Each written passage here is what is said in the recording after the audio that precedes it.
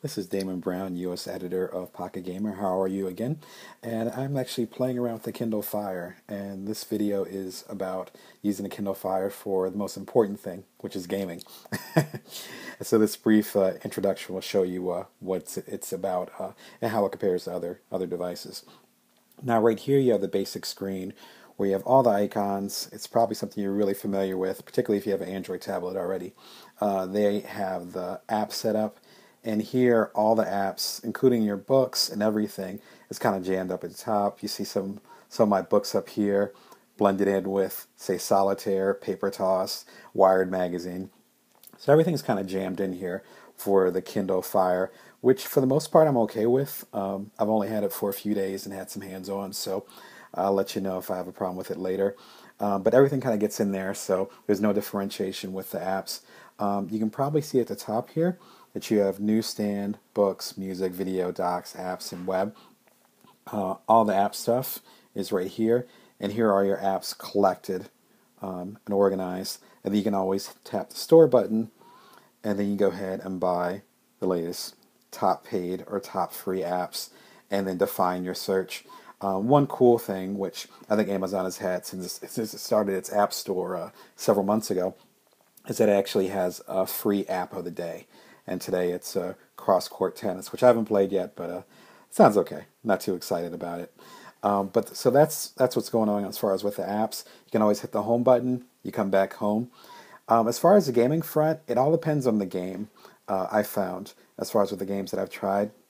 A game like R-Type, which requires some precise movements, hasn't worked out so well, and that's kind of a little bit of a challenge because, as you can tell, there's a little bit of a button press here, and there's a little bit of a lag, it seems, with the shooters. So R-Type and games similar to that are not things I would recommend.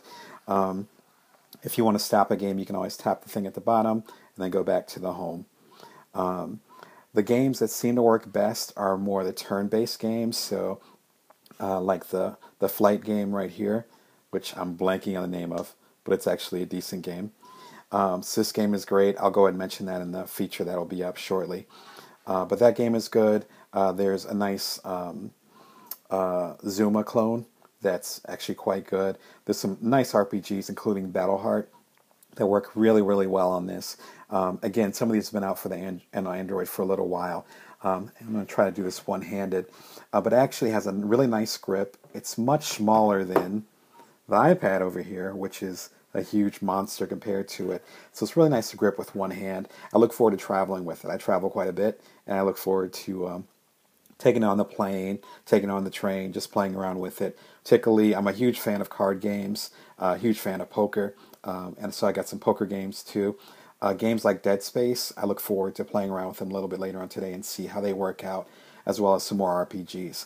So that gives you a good idea as far as the way it's set up. Everything that's available on the Android App Store, for the most part, is available on the Kindle Fire. Dead Space, Peggle, a few of those major hits that are available on the iPad that have actually come out with a special Kindle Fire edition that's formatted especially for this widescreen setup.